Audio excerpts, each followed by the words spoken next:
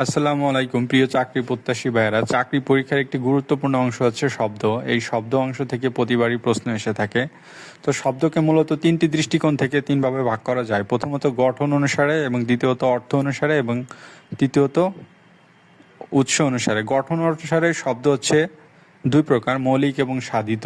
এবং অর্থ অনুসারে শব্দ তিন প্রকার, যৌগিক, রূঢ়ি আর যোগরূঢ়। এবং উৎস অনুসারে শব্দকে বিভিন্ন ভাগে ভাগ করা যায়, যেমন দেশি, বিদেশি, তৎসম, তদ্ভব। তো মৌলিক শব্দ থেকে প্রায় প্রশ্ন এসে থাকে বন্ধুরা, যে নিচের কোনটি মৌলিক শব্দ এবং কোন শব্দকে বিশ্লেষণ করা যায় না, এভাবে এসে থেকে। দেখেন এখানে লেখা হয়েছে, যে সকল শব্দকে বিশ্লেষণ করা যায় না, ভেঙে বিশ্লেষণ করা যায় না বা আলাদা করা যায় না, সেগুলোকে মৌলিক শব্দ বলে। মৌলিক শব্দ এখানে কি কি বলা হয়েছে? আকাশ, মেঘ, চাঁদ, ঢাকা, গোলাপ। এই গোলাপটা অনেকবার এসে থাকে, ঢাকা এটাও এসে থাকে, ফুল এসে থাকে, পাখি, গাছ, মাছ।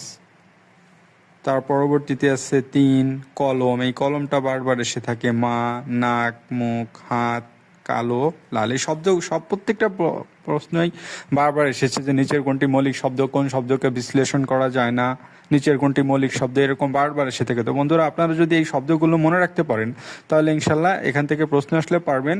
তাহলে মৌলিক শব্দগুলো আবার আমরা একটু দেখে নিই। আকাশ, মেঘ, চাঁদ, ঢাকা, গোলাপ, ফুল, পাখি, গাছ, মাছ, তিন, কলম, মা, নাক, মুখ, হাত, কালো, লাল। ধন্যবাদ সবাইকে। ভিডিওটি ভালো লাগলে চ্যানেলটি সাবস্ক্রাইব করার অনুরোধ রইল।